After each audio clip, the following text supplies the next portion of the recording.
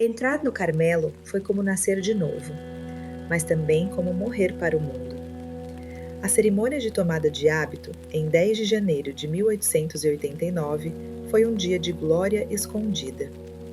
Eu estava vestida de noiva, véu branco caindo até o chão, flores nas mãos, coroada de rosas brancas. Meu pai, já enfraquecido pela doença que viria depois, me acompanhou até o portão. Lágrimas nos olhos, mas com um sorriso de quem oferece sua filha mais preciosa a Jesus. O coral cantava o Magnificat. O cheiro de incenso era tão forte que parecia envolver tudo. E quando o portão se fechou, senti uma paz profunda, como se o próprio Jesus me tomasse nos braços. A vida no Carmelo era austera, exatamente como eu sonhava. Acordávamos às 5 da manhã com um sino, o silêncio da noite ainda pairando nas celas frias de pedra. O inverno normando era rigoroso. O frio penetrava pelas paredes grossas. As mãos rachavam ao lavar roupa no tanque de água gelada. O hálito formava nuvens brancas durante a oração. As refeições eram simples: pão duro, sopa rala, legumes do jardim. Nada de carne, exceto em dias festivos. Trabalhávamos em silêncio. Eu era ajudante da sacristã. Arrumava os altares com flores frescas do jardim do convento. Preparava as hóstias, limpava os cálices com cuidado infinito. Depois, ajudava na lavanderia. Esfregava roupas pesadas em água fria, as mãos vermelhas e dormentes, mas oferecia cada esforço a Jesus.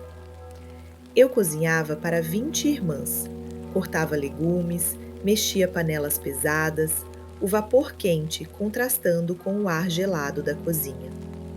Havia uma irmã idosa, um pouco difícil, que tossia alto durante a meditação, batia os pés, fazia barulho constante. No início, aquilo me irritava terrivelmente. Eu sentia o sangue subir ao rosto, queria fugir. Mas um dia compreendi. Essa irritação era uma oportunidade de amor. Comecei a tratar aquela irmã como se fosse o próprio Jesus disfarçado. Quando ela fazia barulho, eu sorria interiormente e dizia no coração: "É por ti, Jesus." Oferecia cada incômodo como uma florzinha, e a irritação se transformava em paz. Minhas irmãs de sangue estavam comigo. Pauline era Madre Agnes de Jesus, priora por um tempo. Marie era Irmã Maria do Sagrado Coração. E mais tarde, Celine entrou como Irmã Genoveva. Nós 4, Martim, reunidas no mesmo convento, era um presente do céu. Mas a cruz não faltou. Meu pai, aquele homem santo que todos chamavam de o patriarca, começou a ter crises de arteriosclerose cerebral.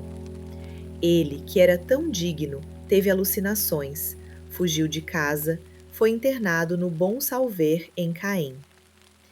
Eu recebia notícias pelas cartas. Imaginava meu rei querido preso em uma cela, confuso, chamando por suas filhas. Não podia visitá-lo com frequência por causa da clausura, mas oferecia cada lágrima, cada oração, cada pequeno sacrifício por ele. Meu coração se partia em silêncio, mas eu dizia: Jesus, é por ti e pelas almas. Foi nesse tempo que descobri minha pequena via de infância espiritual. Eu lia as Escrituras durante a oração, e um dia estas palavras queimaram no meu coração. Se alguém é bem pequeno, venha a mim. Provérbios 9, 4. E, como uma mãe acaricia seu filho, assim eu vos consolarei, vos carregarei nos braços. Isaías 66, 12 ao 13.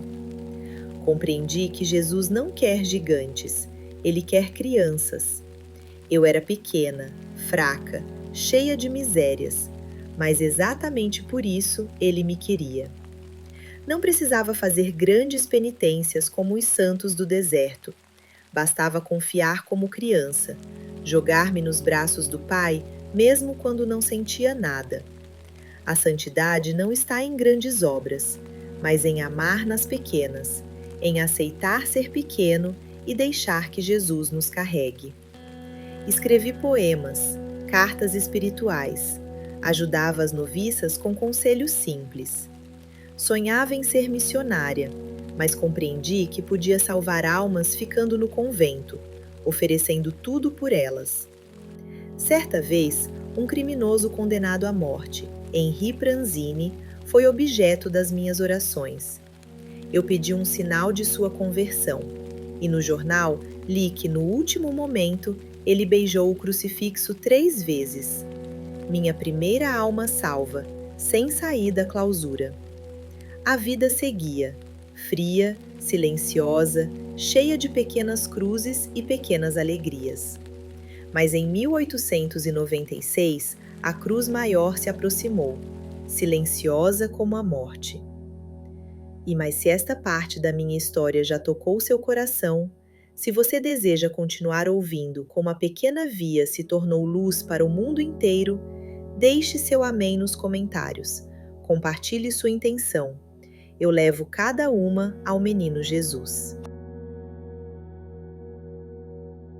3 de abril de 1896.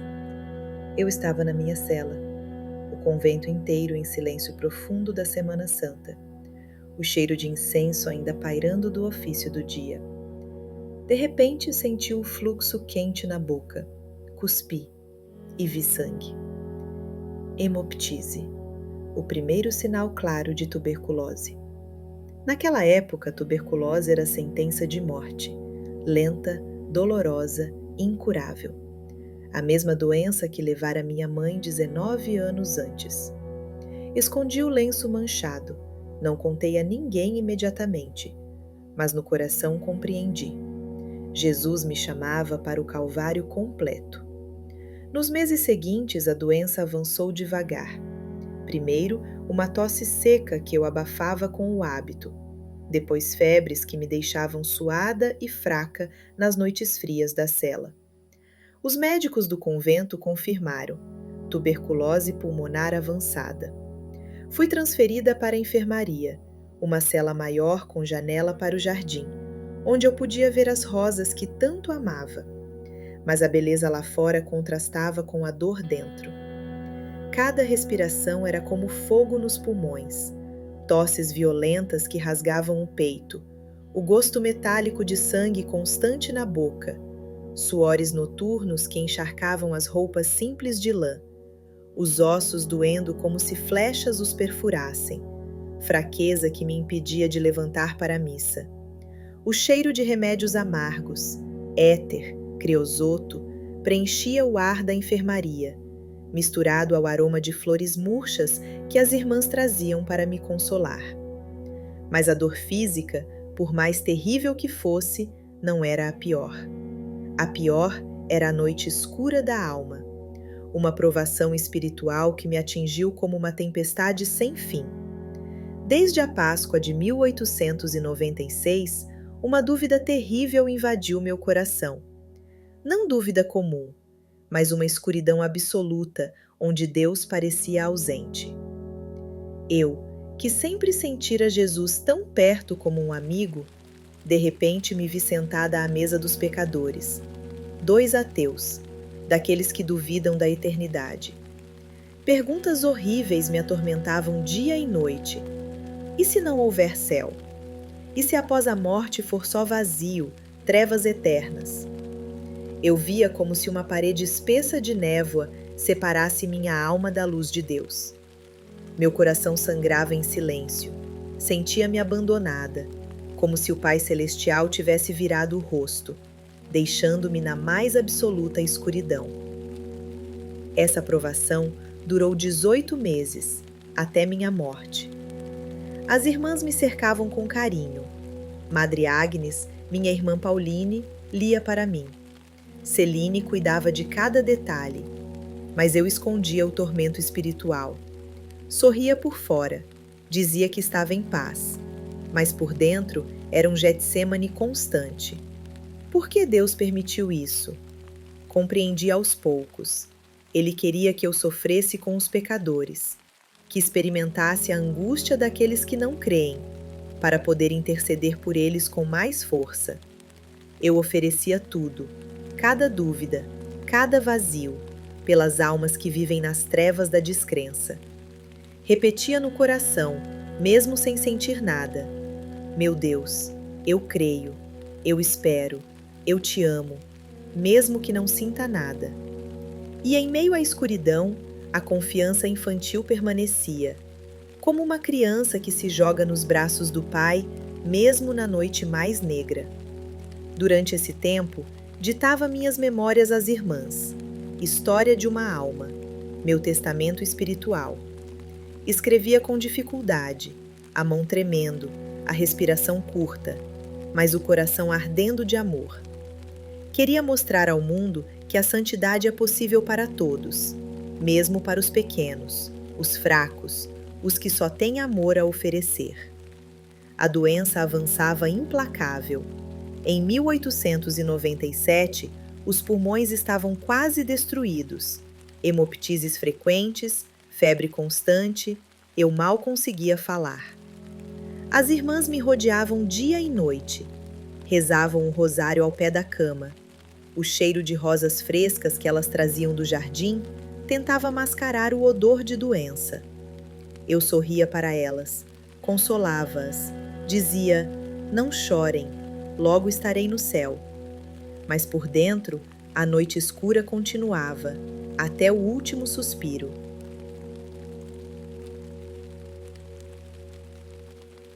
Se você já passou por uma noite escura na sua fé, se sente abandonado por Deus em meio à dor, se precisa de luz nessa escuridão, deixe seu amém nos comentários agora. Conte sua cruz, sua dúvida. Eu, que passei por isso, intercedo especialmente por você. Jesus permite a noite para que a luz da manhã seja mais brilhante. O verão de 1897 foi o mais doloroso. A tuberculose consumia tudo. Meus pulmões estavam quase destruídos. Hemoptises quase diárias. Eu mal conseguia falar. Fui transferida definitivamente para a enfermaria do Carmelo, uma cela clara com vista para o jardim, onde as irmãs plantaram rosas só para mim. O ar estava pesado com o cheiro de éter, creosoto e flores que as irmãs traziam todos os dias. Rosas brancas, vermelhas, tentando mascarar o odor da doença. Eu pesava menos de 30 quilos, a pele colada aos ossos, as mãos transparentes, mas o coração ainda ardia de amor. As irmãs revezavam-se ao pé da cama, rezavam o rosário em voz baixa, liam trechos da Escritura, seguravam minha mão gelada. Magre Marie de Gonzague, a priora, permitiu que minhas 3 irmãs ficassem mais tempo comigo. Pauline, Madre Agnes, Marie e Celine. Eu ditava as últimas páginas de História de uma Alma, com a voz rouca, pausas longas para respirar, mas com uma clareza surpreendente. Queria deixar ao mundo o segredo da pequena via. A santidade não consiste em grandes obras, mas em amar Deus com todo o coração nas pequenas coisas do dia a dia. Havia momentos de alívio, dias em que a febre baixava, e eu sorria para as irmãs, consolava-as em vez de ser consolada. Dizia frases que ficaram gravadas. Eu não me arrependo de me ter entregue ao amor. Quero passar meu céu fazendo bem na terra. Após minha morte, farei cair uma chuva de rosas. As irmãs anotavam tudo, sem saber que aquelas palavras seriam lidas por milhões. 30 de setembro de 1897. O dia chegou. Eu estava extremamente fraca, a respiração curta, o rosto pálido como cera. As irmãs reuniram-se ao redor da cama. O sino do convento tocava lentamente. O sol da tarde entrava pela janela, iluminando as rosas no vaso. Pedi que me colocassem o crucifixo diante dos olhos. Fixei-o com toda a força que me restava. De repente, uma paz sobrenatural invadiu minha alma. A noite escura se dissipou como névoa ao sol. Vi o céu abrir-se como um jardim imenso. Rosas caindo em cascata, luz dourada envolvendo tudo. Senti Jesus me chamar pelo nome, como uma criança que finalmente chega ao colo do Pai. Com o pouco ar que me restava, exclamei com toda a força: Meu Deus, eu vos amo! E expirei, serenamente, aos 24 anos e 9 meses, às 19 horas e 20 minutos. As irmãs disseram que meu rosto ficou belo como o de uma criança adormecida, com um sorriso de êxtase. Meu corpo foi colocado no coro do convento. Milhares de pessoas vieram visitar. O perfume de rosas encheu o lugar sem explicação. Fui beatificada em 1923, canonizada em 1925 e declarada doutora da Igreja por João Paulo II em 1997.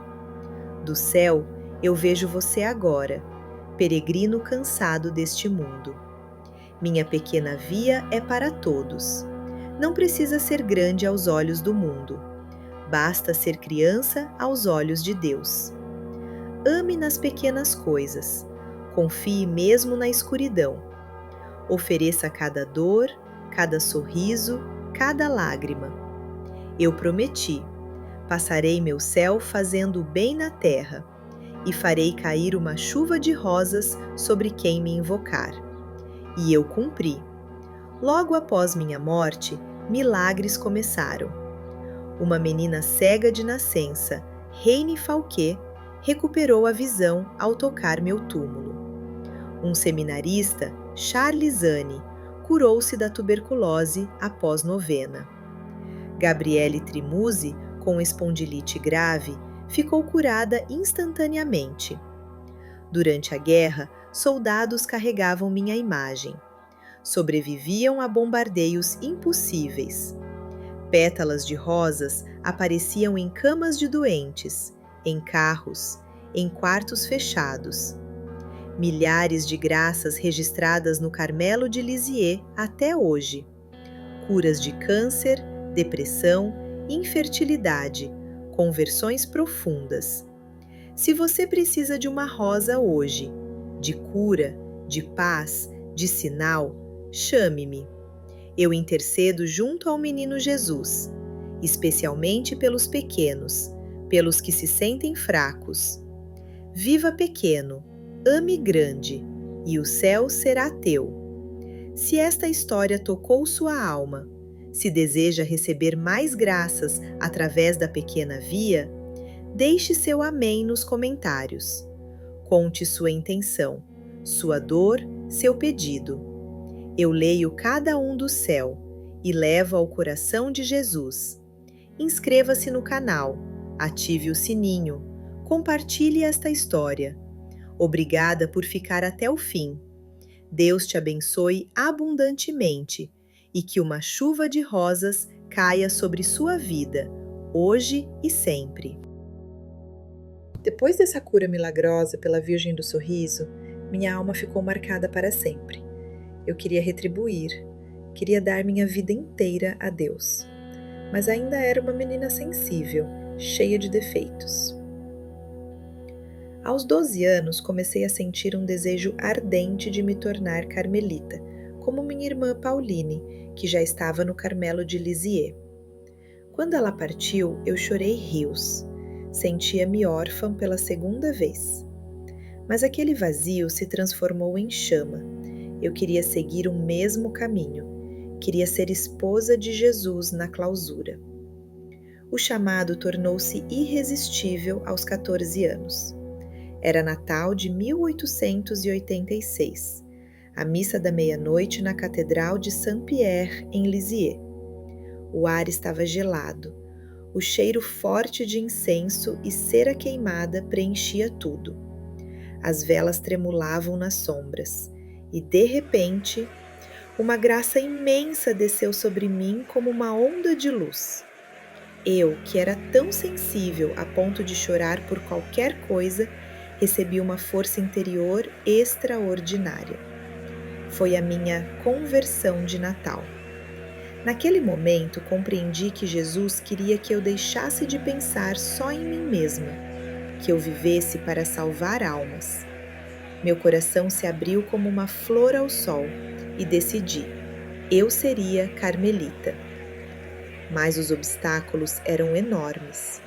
Na França do final do século XIX, uma menina de 15 anos entrar no Carmelo era quase impossível. A regra exigia 21 anos, ou pelo menos 17 com dispensa especial. O superior do Carmelo, o padre Delatrouet, disse claramente: uma criança de 15 anos não tem maturidade suficiente. O bispo de Bayeux, Dom Hugonin, também hesitou. Disse que eu era jovem demais. Meu pai, meu querido rei, apoiava com lágrimas nos olhos, mas sofria ao pensar em perder sua rainhazinha.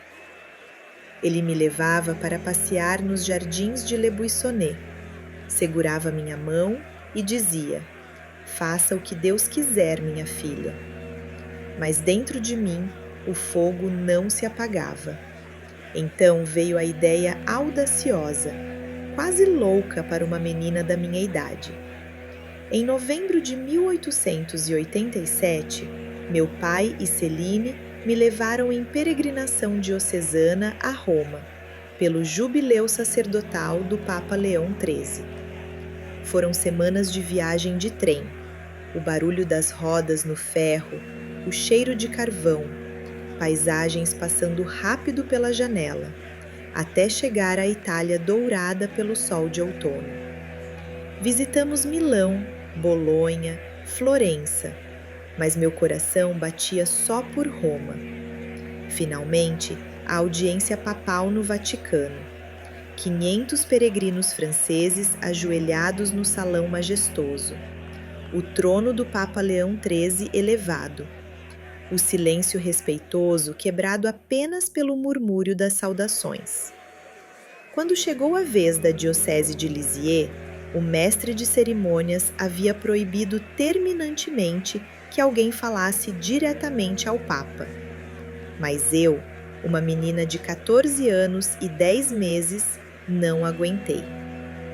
Quando o Papa passou diante de mim, ajoelhei-me aos seus pés, juntei as mãos e, com a voz tremendo de emoção, implorei alto: Santo Padre, em honra do seu jubileu, permita que eu entre no Carmelo aos 15 anos. Um silêncio de gelo caiu sobre o salão. O Papa inclinou-se para mim, pôs a mão na minha cabeça, olhou-me com aqueles olhos profundos e disse: Vamos, vamos, você entrará se Deus quiser. Os superiores tentaram me calar, me puxaram para trás, mas eu insisti. Santo Padre, diga que sim. Ele repetiu com bondade: se o bom Deus quiser, você entrará. De volta à França, a batalha continuou. O bispo ainda hesitava, o superior do Carmelo resistia. Mas eu não desisti. Rezei novenas, ofereci pequenas mortificações, confiei como criança. E o milagre aconteceu. No final de dezembro de 1887, o bispo deu permissão. Em 1º de janeiro de 1888, meu pai me levou ao Carmelo para uma visita, e a madre priora, Marie de Gonzague, aceitou-me oficialmente. Dia 9 de abril de 1888, eu tinha exatamente 15 anos e 3 meses. Vestida de noiva, véu branco, flores na mão entrei no Carmelo de Lisieux.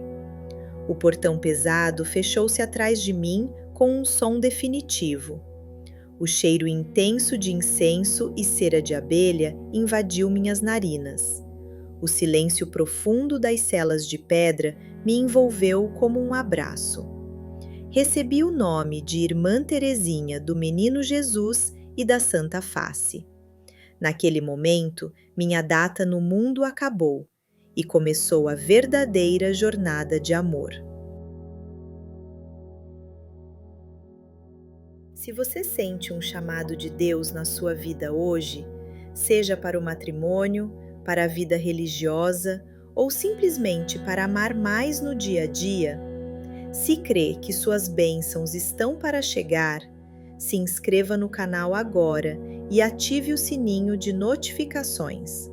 Assim, mais histórias de santos separados por Deus chegarão até você, e nenhuma graça passará despercebida. Faça isso neste momento. Eu estou contando com você do céu. Oi, eu sou Teresinha do Menino Jesus. A pequena flor que brotou no Jardim de Deus em uma pequena cidade francesa do século XIX. Você me conhece como a Santa das Rosas, a doutora da igreja que nunca saiu de um convento, mas que prometeu passar o céu fazendo bem na terra. Se você acha que a santidade é só para gigantes espirituais, para quem faz grandes milagres ou sofre martírios sangrentos, ouça minha história com atenção. Eu provei que o amor nas pequenas coisas, nas humilhações diárias, nas dores escondidas, move montanhas e abre as portas do céu. Fique até o fim deste vídeo e talvez uma rosa caia do céu para você hoje, um sinal de que eu estou ouvindo sua oração. Eu nasci Marie-Françoise Thérèse Martin, em 2 de janeiro de 1873, em Alençon, uma cidadezinha da Normandia francesa. O ar do inverno era cortante, carregado com o cheiro úmido de lã das oficinas de renda e o aroma quente de pão saindo dos fornos de pedra. Minha mãe, Zélie Guerrin, era uma mestra no ponto de Alençon, aquela renda fina e delicada que enfeitava os vestidos das damas da alta sociedade. Ela trabalhava incansavelmente, com os dedos ágeis dançando sobre as almofadas de renda, enquanto cantava baixinho hinos à Virgem Maria. Meu pai, Louis Martin, era relojoeiro, homem de mãos precisas e alma contemplativa. Ele sonhava em ser monge beneditino, mas Deus o chamou para a santidade no matrimônio. Nossa casa era um pequeno santuário. O crucifixo na parede, imagens sagradas em todos os cantos, o rosário rezado em família todas as noites ao redor da lareira crepitante. Meus pais desejavam oferecer a Deus uma família inteira. Tiveram 9 filhos, mas 4 anjinhos partiram cedo para o céu. Helena, aos 5 anos e meio, José Luiz, José João Batista e Melânia Teresa, ainda bebês. Cada enterro era uma cruz pesada. Minha mãe chorava em silêncio enquanto continuava a bordar renda. Meu pai consolava todos com longas orações diante do Santíssimo. Nós, as 5 sobreviventes, Marie, Pauline, Leonie, Celine e eu, a caçula, crescemos mergulhadas na fé. A missa diária era obrigatória, a confissão frequente. O catecismo era nossa brincadeira favorita. Meu pai me chamava de minha rainhazinha. Ele me carregava nos ombros pelos jardins de Alençon, onde o perfume das flores silvestres misturava-se ao sino da igreja ao longe. Mas a grande cruz veio cedo. Aos 4 anos e 8 meses, em 28 de agosto de 1877, um câncer cruel levou minha mãe. Eu estava ao lado do leito. O quarto cheirava a remédios amargos e flores murchas. Agarrei-me à saia dela. O mundo desabou, como uma nevasca inesperada sobre a Normandia. Pauline, minha irmã mais velha, tornou-se minha segunda mãe. Mudamos para Lisieux, para a casa chamada Le Buissonnet, um lugar encantado, cercado por jardins onde rosas vermelhas e brancas exalavam perfume o ano todo. Eu brincava com minhas irmãs, subia em árvores, colecionava flores, mas já sentia uma inquietação profunda. Meu coração batia mais forte quando entrava na igreja. O eco dos sinos, o brilho dourado dos vitrais, o cheiro de incenso, tudo me fazia sonhar com algo maior que a vida comum. Eu era sensível demais, mimada, chorava por qualquer coisa. Se alguém me criticava, explodia em lágrimas. Meu amor próprio era enorme. Mas aos 9 anos veio outra provação. Uma doença misteriosa me acometeu logo após a entrada de Pauline no Carmelo. Febres altíssimas, tremores, delírios terríveis, onde via sombras dançando nas paredes do quarto. Alucinações assustadoras. Os médicos não sabiam o que era. Minha família rezava sem cessar diante da estátua da Virgem do Sorriso que estava no meu quarto. E então, em 13 de maio de 1883, durante uma crise violenta, a Santíssima Virgem sorriu para mim. Seu rosto iluminou-se como o sol, moveu a cabeça com bondade e eu fui curada instantaneamente. Desde aquele momento, eu soube com toda a certeza da alma que minha vida não pertencia ao mundo, mas inteiramente a Deus.